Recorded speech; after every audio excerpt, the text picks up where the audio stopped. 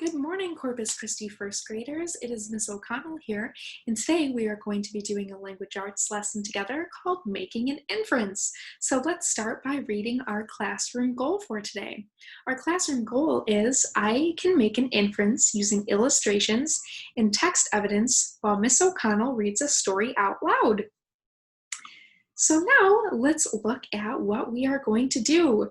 Today we will learn what an inference is. Then I will teach you how to make an inference. And finally, we will practice making inferences about some characters' feelings that you might already be familiar with. So before we get started with our lesson today, we are going to take a quick pretest, and this is going to help me understand what you already know and don't know. So our first question is, do you know what an inference is? If you already know what an inference is and you have learned it and you could explain to me what it is, click yes. I could tell Miss O'Connell. If you are saying to yourself, Miss O'Connell, I have no idea what an inference is, that is okay. We will learn today, but click B. No, I could not tell Miss O'Connell. And then on the bottom, click next. It will take you to our second question. You are going to click on the picture up here. It says, a boy is wearing a party hat and is going to open presents. So I wrote a few sentences and I want you to act as an investigator and tell me if you think this is an inference or if this isn't an inference. So listen closely. I wrote, I think because the boy is wearing a party hat in the picture and the text says he is opening presents, that it is his birthday. I think this because I also wore a party hat and opened presents on my birthday. If you think this is an inference, click A, yes. If you think no, this isn't an inference, click B, no. Okay, great, let's move on now. So, what is an inference? An inference is when you work as a detective to find out the author's message that they maybe didn't write in the book. Now, the author can't write everything in every book because books would be very long. So sometimes we have to use information to make guesses. So today we are going to be using information to make guesses or inferences on how our characters are feeling. So our inference is made up of two different things: schema, which is a vocabulary word for what you already know. So schema is all the things that are already in your brain, and text evidence. And text evidence is our pictures or illustrations in the text in the book. So we are going to be working again as a detective, thinking about all of the things we already know and all of the things we see in the pictures and in our text, to make an educated guess on how we think that the characters are feeling. Because the author doesn't say the characters are feeling maybe happy or sad. We have to use our brains to come up with those answers. So let's get started and try this out. Today our book is called Pete the Cat and the Missing Cupcakes by Kimberly and James Dean. So I'm going to read the first page with you and show you how I make an inference or an educated guess. Pete and Gus were busy as could be. They were getting ready for the cupcake party. It started at 3. So first I'm going to look and see if I have schema or background knowledge or information. I'm going to think of all the things that are already in my brain. I know that I've made cupcakes before for a birthday party, and I really liked making those cupcakes. And I was happy and excited to make them. So I know that a cupcake party sounds really positive. Now I'm going to look more at my text. I see there's an exclamation point, so we know that the author is trying to tell us that something exciting is happening. Finally, I'm going to look at my characters. It looks like Gus and Pete are really happy. I see Gus is smiling and Pete the cat is happy. So I'm going to make the inference that Gus and Pete are happy and excited about making cupcakes. So you can see that's an inference because our author didn't say that, but I used all of the pieces of our puzzle to put that together.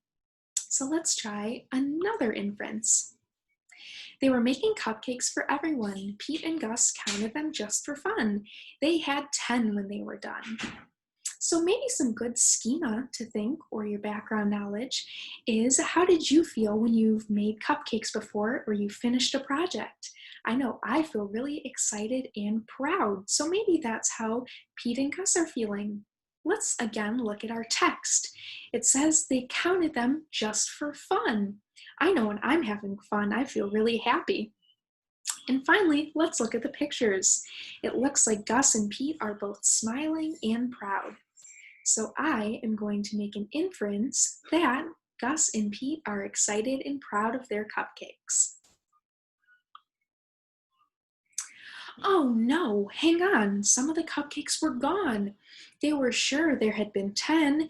Pete said, maybe we need to count again. So let's look at our text. We have big red text in the corner that says, oh no, hang on. I think, oh no, when I hear oh no, that signals something bad to me, something isn't right. So let's keep reading in our text. Some of the cupcakes were gone with an exclamation point. So this maybe isn't a positive exclamation point, but they're really angry or frustrated maybe that their cupcakes are gone. Finally, let's look at our illustrations. It looks like Pete and Gus are frowning. So, if they're frowning, we hear the phrase, oh no, what kind of inference could we make about how they're feeling? So here is a poll that I want you to take, and you can click on it now. It says, by looking at the picture and using the text, how do you think Gus and Pete are feeling? And again, if you need to look at the picture, click on it in the corner. So, oh no, hang on, and we have some frowning faces. Do you think they're happy, sad, frustrated, or excited? So click on one, and we will look at our results as a class tomorrow. They counted the cupcakes lined up straight. Now there were only 8. It looked like someone had taken 2. But who? Pete and Gus did not know what to do. So again, let's look at our text. It says they didn't know what to do. How have you felt when something was missing before? Have you felt sad about it or worried? And finally, look at Pete and Gus. They look so sad and maybe frustrated. So now your job today is I have made, let's see when this loads, a Flipgrid. So I know we've done Flipgrid in class before.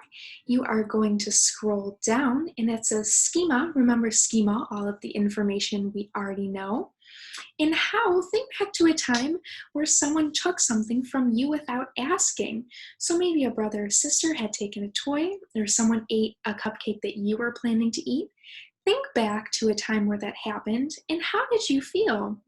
So use your schema, your background knowledge, and look back at the illustrations. Remember, if you need to go back in this presentation and rewatch this lesson, you can.